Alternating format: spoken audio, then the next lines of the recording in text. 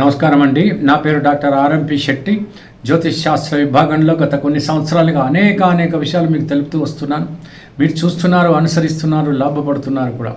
చాలా సంతోషంగా ఉంది. అయితే ఒక చిన్న విన్నపం ఏమిటంటే, తప్పకుండా మీరు సబ్స్క్రైబ్ చేసినట్టయితే, బెల్ ఐకాన్ నొక్కినట్టయితే, కామెంట్స్లో పెట్టినట్టయితే, ఆ తర్వాత షేర్ చేసినట్టయితే ఎంతో అభివృద్ధి చెందుతుంది, ప్రోత్సాహం లభిస్తుంది.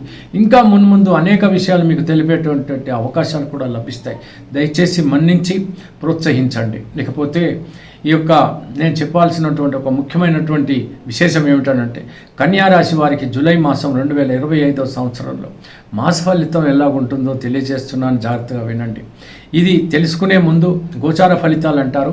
ఈ ఫలితాలను తెలుసుకునే ముందు మీ జాతకాన్ని కూడా ఒక్కసారి పరిశీలించుకుని, ఈ గోచార ఫలితాలని మీ జన్మ ఫలితాలని కూడా జతపరుచుకుని, ఏ దశ జరుగుతోంది దాన్ని బట్టి కూడా ఒకసారి చూసుకుని, మీరు కనుక ప్రణాళికాబద్ధంగా అడుగులు వేసినట్టయితే తప్పకుండా విజయం అనేటువంటిది మీ సొత్తు అనేటువంటి విషయం మీరు అర్థం చేసుకోవాలి.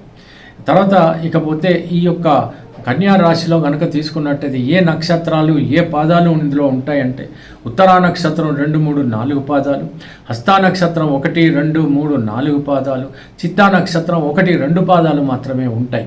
ఇకపోతే గ్రహ గమనాల విషయంలో కనుక వస్తే, మీనరాశిలో అలాగే శనైశ్వరుడే ఉంటాడు. కుంభరాశిలో రాహు ఉండటం.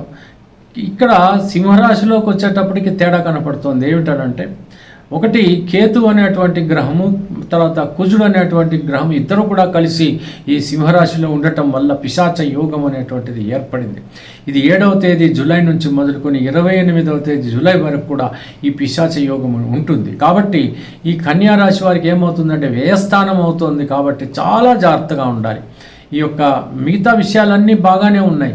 ఈ వ్యయస్థానంలో ఉన్నటువంటి పిశాచ యోగమే చాలా తీవ్రగతిన దెబ్బతీస్తుంది. కాబట్టి కన్యా రాశి వాళ్ళందరూ కూడా ప్రపంచంలో ఎంతమంది ఉంటే అంతమంది కూడా చాలా జాగ్రత్తగా, చాలా కేర్ఫుల్గా, ప్రజెన్స్ ఆఫ్ మైండ్తో ఉండాల్సిన పరిస్థితి.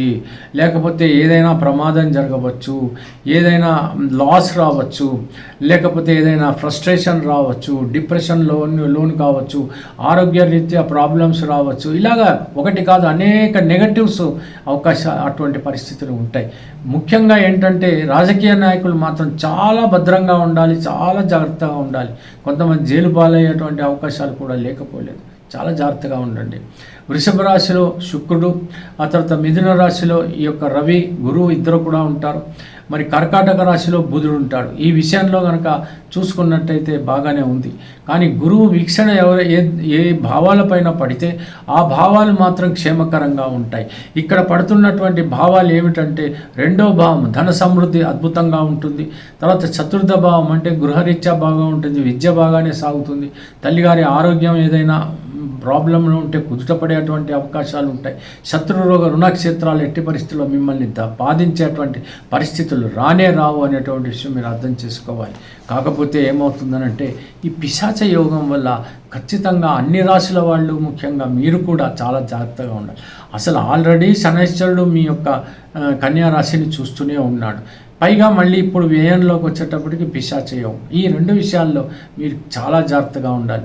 భక్తి శ్రద్ధలతో మాత్రమే ఈ జూలై మాసం అంతా మీరు దాటవేయగలగాలి. కాబట్టి తప్పకుండా మీరు పొద్దున్నే హనుమాన్ చాలీసా చదవటం, సుబ్రహ్మణ్య అష్టకం చదవటం, వీలైతే మరి ఈ యొక్క ఆదిత్య హృదయం చదవటం లేదా వినటం ఏదో ఒకటి చేయాలి. తర్వాత మిగతా విషయాలకు వస్తే, పెళ్ళిళ్ళు కానటువంటి వాళ్ళు ఉంటారు. మీ ప్రయత్నాలు మీరు ప్రారంభించండి. తగిన వరుడో వధువో ఏదో తప్పకుండా లభిస్తారు. త్వరితగతిన వివాహాలు జరిగేటువంటి అవకాశాలు ఉన్నాయి. షేర్ మార్కెట్ స్పెక్యులేషన్స్లో మాత్రం దయచేసి వేలు పెట్టి కాల్చుకోకండి. బంగారం కూడా చాలా ఫ్లక్చువేటెడ్గా ఉంది. కాబట్టి ఇప్పుడప్పుడే కొనుగోళ్ళు అమ్మకాలు చేయకండి.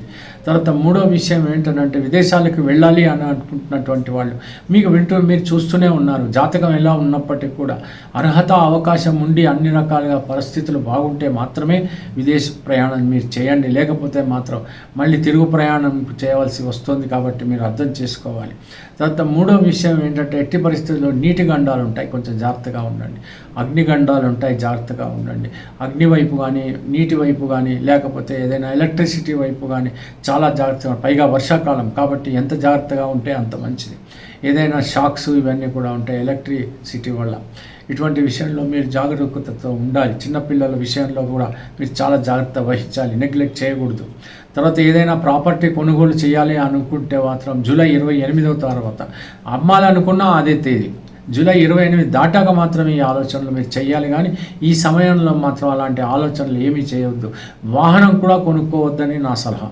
ఇకపోతే సామాన్యంగా ఏదైతే శుభకార్యాలు, విందు వినోదాలు ఇవన్నీ ఉంటే పాల్గొనండి, అందులో వచ్చినటువంటి సమస్య ఏమీ లేదు.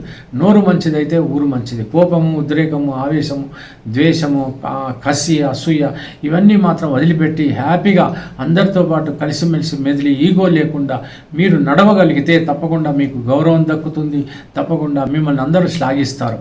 మీ యొక్క తెలివితేటలను తప్పకుండా పొగిడేటువంటి అవకాశాలు ఉంటాయి. మీకు శుభాలు కలుగుతాయి, మంచి ఆశీర్వాదాలు దొరుకుతాయి. పెద్దలను గౌరవించండి, గురువులను గౌరవించండి.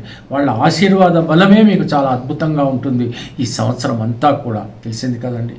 సెలవు మరి, ఉంటాను. నమస్కారం.